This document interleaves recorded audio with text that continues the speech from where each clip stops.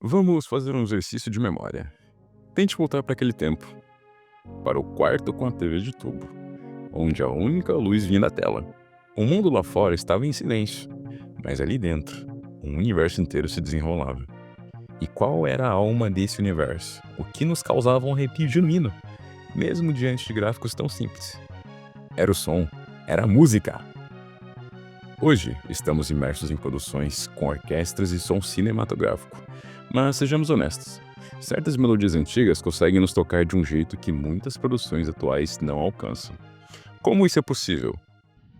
No princípio de tudo, reinava o silêncio. Tennis for Two, Space War. Eram experimentos visuais, fantasmas numa tela.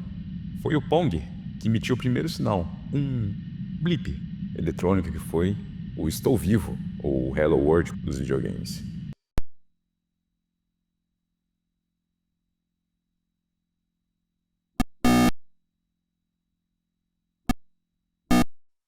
Era um som funcional.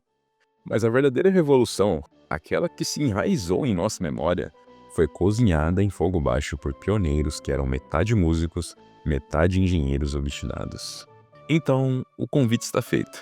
Vamos revisitar essa era para entender não apenas a nostalgia, mas a arquitetura por trás de um pequeno milagre. Era a genialidade florescendo a partir da engenhosidade.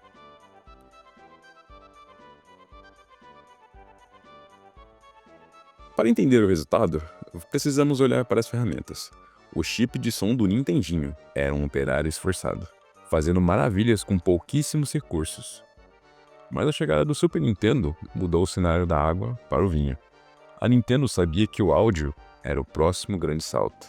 E numa parceria estratégica com a Sony, sim, a Sony, surgiu uma peça de hardware quase alienígena para a época, o chip SPC700.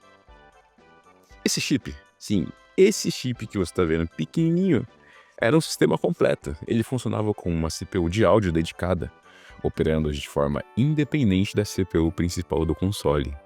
Era como ter um maestro exclusivo para a trilha sonora.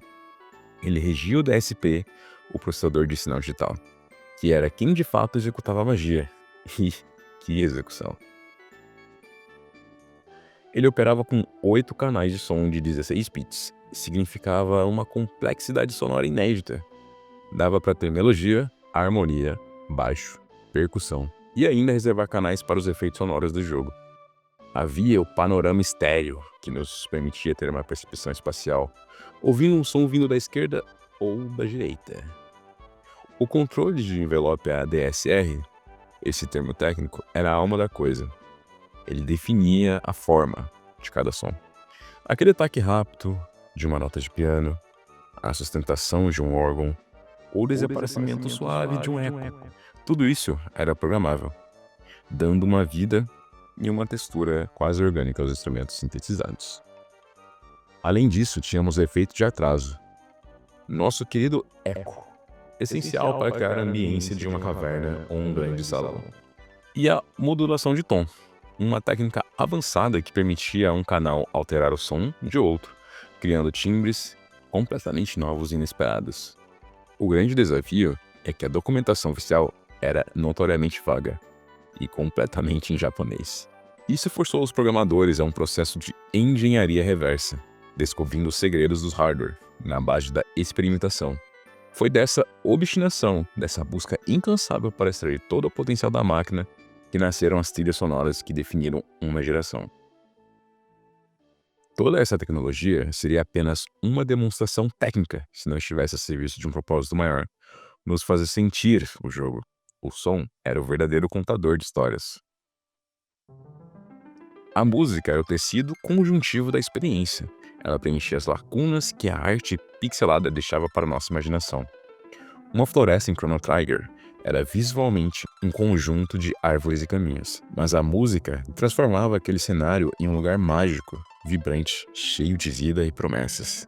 A música construía a atmosfera que os gráficos apenas sugeriam, e ela funcionava como um maestro invisível para as nossas emoções. Ela agitava o ritmo da nossa atenção. Você estava explorando uma área com uma música calma, de repente um silêncio abrupto de um segundo, seguido pela entrada do tema de um chefe.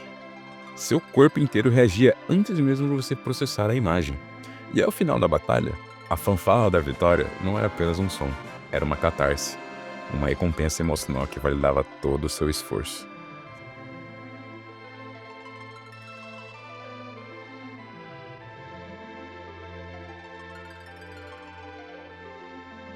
Para trabalhar nesse ambiente, os compositores desenvolveram um conjunto de técnicas e abordagens extremamente inteligentes. O loop era uma necessidade, mas sua execução era uma arte. Um loop mal feito é perceptível que quebra a imersão. Um loop bem construído, como em Aquatic Ambience de Donkey Kong Country,